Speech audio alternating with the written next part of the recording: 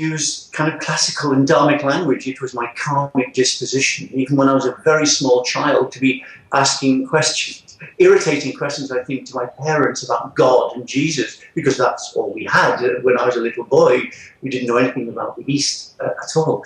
And then later, when the first hippies began to come back from India and Nepal and bringing new words, I was just spontaneously interested in that.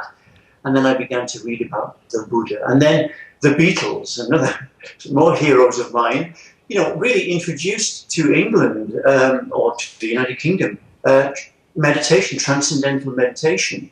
And that immediately connected with my heart. So I learned that when I was 18 years old.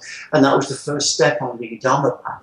And I went from transcendental meditation, which I thought was wonderful, but not very dynamic. And I was 18 with a lot of energy, so I went from that to Zen, where I was shouted at and hit with sticks, and that fitted me, again, very well.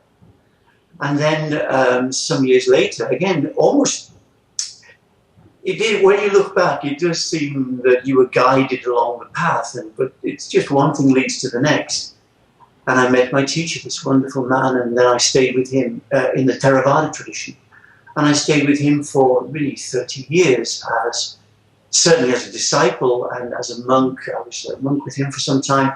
And I lived with him in his monastery as his assistant and helper, and actually anything I could do just to be close to him.